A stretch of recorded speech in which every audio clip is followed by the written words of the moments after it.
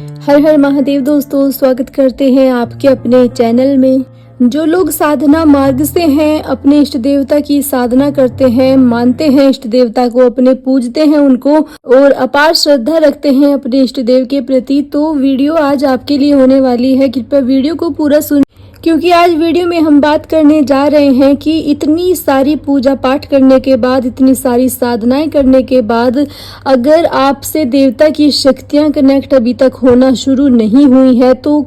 ऐसा क्या कारण है कि आपसे देवता की शक्ति अभी तक कनेक्ट होना शुरू नहीं हुई है। और जिन लोगों से शक्तियां कनेक्ट हो चुकी हैं, यानी कि साधना का, आपकी पूजा पाठ करने की विधि से अगर आपके इष्ट देवता प्रसन्न हैं और वो आपको संकेत देते हैं, तो वो क्या संकेत हैं जिनसे आप पता कर सके कि आपसे ईश्वर की जो तरंगे हैं वो कनेक्ट होना शुरू हो गई हैं, यानी कि आपकी साधना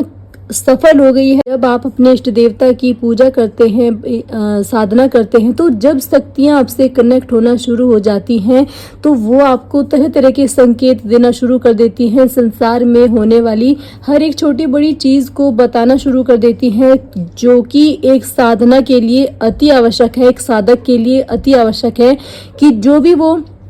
पूजा पाठ करते हैं उसके फल स्वरूप आपको देवता की तरंगे प्राप्त हों, ताकि संसार में होने वाली हर एक चीज के बारे में, अपने जीवन में होने वाली हर एक घटना दुर्घटना के बारे में आपको पता लग सके और आप उससे सचेत हो सके, उससे सावधान हो सके। तो जब तक एक भगत के पास देवी शक्तियां नहीं आती हैं, तब तक वो पूर्ण रूप से भगत नहीं बनते हैं। जब आपके पास देवी तरंगे जुड़ना शुरू हो जाती है, तो आप एक सही मायने में भगवान के साधक भगत आप बन जाते हैं। तो बात करेंगे हम आज इन्हीं 5 संकेतों के बारे में, वीडियो को स्किप मत करना। सबसे पहला संकेत, जब आप अपने पूजा करने के लिए अपने घर के मंदिर में बैठते हैं, या फिर आप कहीं बाहर के मंदिर में भी अगर जाते हैं,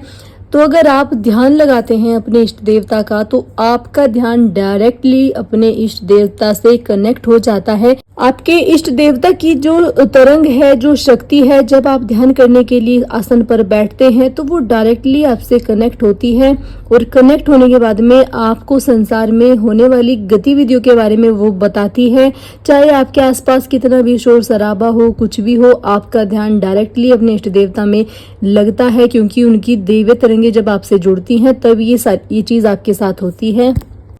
तब ये संकेत आपको प्राप्त होता है। अब बात करेंगे दूसरे संकेत के बारे में। देखिए, सपने के माध्यम से आपको आपके इष्ट देवता के दर्शन प्राप्त होंगे, या फिर उनसे जुड़े हुए किसी भी देवता के आपको दर्शन प्राप्त होंगे, क्योंकि सपने के माध्यम से जो भी आपको चीज दिखाई देती है, जो भी दृश्य आपको दिखाई देता है, वो आपके इष्ट देवता से जुड़ा हुआ होता है और वो आपके दैनिक जीवन से भी जुड़ा हुआ होता है। तो अगर आपको सपने में बहुत ही पुराना मंदिर दिखाई दे, या फिर कोई ऐसी जगह दिखाई दे जो बहुत ही पुरानी हो और आप वहां पर कभी गए भी ना हो, तो समझ जाइए कि जो आपकी सिद्धियां है वो धीरे धीरे जागृत होना शुरू हो गई है, और वो आपको आपकी पीढ़ी में होने वाली हर घटना के बारे में, आपके दादा परदादा, उनके दादा परदादा, इस तरीके से आपकी पीढ़ी दर पीढ़ी में जो भी चीज, जो भी घटना घटित हुई है, या फिर जो भी शक्तियों की पूजा उन्होंने की है, या आपको उस चीज के बारे में चाहे पता भी ना हो,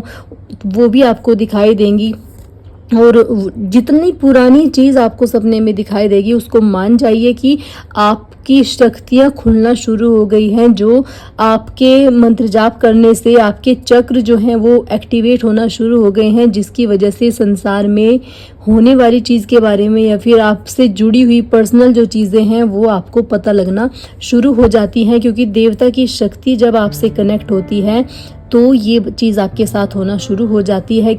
अब बात करेंगे तीसरे संकेत के बारे में। देखिए, आपको आपके घर के जो देवता पितृ हैं, उनके भी साक्षात दर्शन आपको होंगे, क्योंकि जो घर के देवता होते हैं, उनका ना ही आपके पास फोटो होगा और ना ही आपको कोई उनकी वेशभूषा बताने के लिए होगा, क्योंकि वो पता नहीं कितने साल पुराने देवता होते हैं। पीढ़ी दर पीढ़ियों के जो सिद्ध पुरुष होते हैं, जिन्होंने भक्ति की होती है, या फिर वे किसी कारणवश देवता की श्रेणी में आए हैं, आपके घर के पितृ की श्रेणी में आए हैं, तो वो आपको सपने में दिखाई देंगे।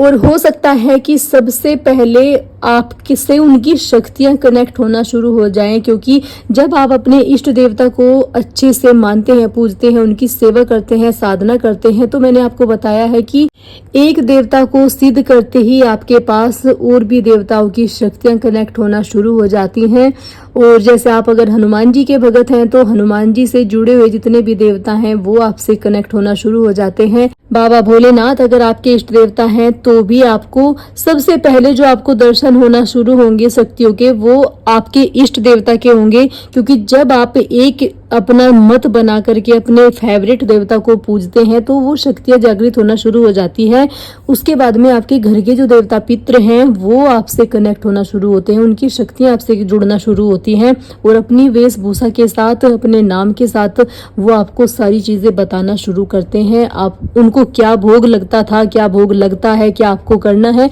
वो सारा जो मार्ग वो आपको सारी बातें बताना शुरू करते हैं। बात करेंगे चौथे संकेत के बारे में। आपको शक्तियां महसूस होना शुरू हो जाती हैं। अगर आप कहीं ऐसे स्थान पर हैं जहां पर पैरानॉर्मल एक्टिविटी होती है तो वो बहुत ही जल्दी आपको पता चल जाती है कि यहाँ पर कुछ ना कुछ दिक्कत है, कोई ना कोई बुरी आत्मा है, या फिर आपको कहीं आप ऐसे स्थान पर हैं जहाँ की पॉजिटिव वातावरण है या फिर पॉजिटिव शक्तियां हैं, वो भी आपको फील होंगी। क्योंकि जब शरीर मंत्र जाप करना शुरू कर देता है तो उसको संसार में होने वाली, मैंने बताया है कि हर एक चीज के बारे में पता लगना शुरू हो जाता है। तो जहां पर नकारात्मक शक्ति है वो चीज, वो स्थान भी आपको पता चल जाता है, और जहां पर पॉजिटिव एनर्जी है वो स्थान भी आपको पता चल जाता है। क्योंकि जो दैवीय शक्ति आपके पास है वो संसार में होने वाली हर एक छोटी बड़ी चीज के बारे में आपको अवगत करवाना शुरू करती है। मुझे आशा है वीडियो आपको पसंद आई होगी। अगर पसंद आई है प्लीज वीडियो को एक लाइक करें, कमेंट में ओम नमः शिवाय लिखें। अगर पहली बार चैनल पर है तो प्लीज चैनल को सब्सक्राइब करके घंटी के निशान को जरूर दबाएं, ताकि जो भी मैं वीडियो डालूं उसका नोटिफिकेशन सबसे पहले आपको जाए और आप वीडियो का लाभ उठा पाएं। कल फिर मिलूंगी आपको एक और नई वीडियो के साथ।